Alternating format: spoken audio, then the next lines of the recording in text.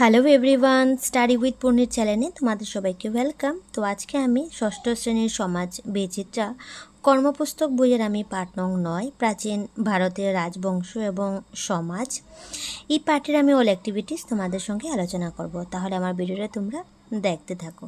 প্রথম 1 নম্বর দেখে নাও, সঠিক উত্তরটি নির্বাচন করে শুদ্ধ চিহ্ন দাও। দেখতে পাচ্ছ আমি অলরেডি দিয়ে দিচ্ছি, জাস্ট তোমরা একবার দেখে নাও। উত্তর ভারতের রাজ্য স্থাপন করা রাজবংশটি ছিল মৌর্য বংশ। মৌর্য বংশতে তুমি টিকমার্ক করে দেবে। খ নম্বর কোশ্চেন হলো, সম্রাট অশোক বুদ্ধ ধর্ম দ্বারা প্রভাবিত হয়েছিলেন। তাহলে বুদ্ধ ধর্ম তুমি টিকমার্ক করে দেবে। গ নম্বর হলো, শুঙ্গ বংশের প্রতিস্থাপক পুষ্যমিত্র শুঙ্গ একজন ক্ষত্রিয় ব্রাহ্মণ ছিলেন। তাহলে সঠিক আনসার হয়ে যাবে ব্রাহ্মণ ছিলেন।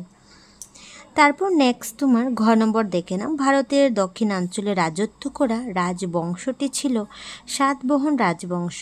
তারা তামিল অন্ধ্র হিসাবে পরিচিত। তাহলে অন্ধ্র হয়ে যাবে, টিকমার্ক করে নেবে, ঠিক আছে, হিসাবে পরিচিত। নম্বর হবে, সমুদ্র বর্মণের ভাস্কর ভ্রমণের আমন্ত্রণে ভারত ভ্রমণে আসা চীন পরিব্রাজক ইউএন সাং অসমে এসেছিলেন। তাহলে সঠিক আনসার হয়ে যাবে তোমার ভাস্কর বর্মণের আমন্ত্রণে ইউএন সাং অসমে এসেছিলেন। তো এইভাবে তোমরা সঠিক আনসার টিকমার্ক করে দেবে। তারপর নেক্সট 2 নম্বর দেখে নাও, ক অংশের লেখকের নাম রয়েছে। দেখতে পাচ্ছ এখানে খ অংশের তাদের লেখা গ্রন্থগুলির নাম রয়েছে। লেখকের নামের সঙ্গে তার গ্রন্থের নামগুলি মিলাও। তাহলে দেখতে পাচ্ছ লেখক আর এখানে গ্রন্থের নাম। তাহলে কৌটিল্য হয়ে যাবে তোমার অর্থশাস্ত্র, মিলে নেবে। তারপর নেক্সট হয়ে যাবে তোমার কালিদাস হয়ে যাবে তোমার অভিজ্ঞানম শকুন্তলম। বিশাখা দত্ত তোমার হয়ে যাবে মুদ্রা রাক্ষস। তারপর হয়ে যাবে তোমার বানবট হয়ে যাবে তোমার হর্ষ চরিত। নেক্সট হয়ে যাবে মহাভারত হয়ে যাবে তোমার ব্যাসদেব। তো এইভাবে তোমরা লেখকের নাম রয়েছে, তুমি লেখকের গ্রন্থগুলি তুমি লিখে নেবে, এভাবে টান মিলিয়ে নেবে। তারপর নেক্সট দেখে নাও, নিচে প্রাচীন ভারতের কয়েকজন শাসকের নাম দেওয়া আছে। দেখতে পাচ্ছ শাসকের নাম আছে। তোমার নামগুলো নিচে সময়রেখা কালানুক্রমিকভাবে লেখো, ঠিক আছে। তাহলে প্রথম তুমি লিখবে এখানে চন্দ্রগুপ্ত হবে, ঠিক আছে।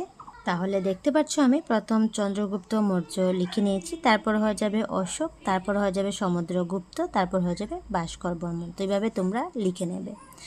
তারপর নেক্সট 4 নম্বর দেখে নাও, দেওয়া হলো যে প্রাচীন ভারতের সমাজ ব্যবস্থা এবং বর্তমান অসমের সমাজ ব্যবস্থাকে তুলনা করে তুমি কি বিসাদৃশ্য দেখেছো তা লিখো। তাহলে এখানে তুমি সাদৃশ্য লিখবে, এখানে বিসাদৃশ্য লিখবে। তাহলে দেখে নাও। তাহলে সাদৃশ্য কি দেখে নাও, লোক সংস্কৃতি, লোকাচার, জনজাতি বিশ্বাস প্রধান বৃত্তি।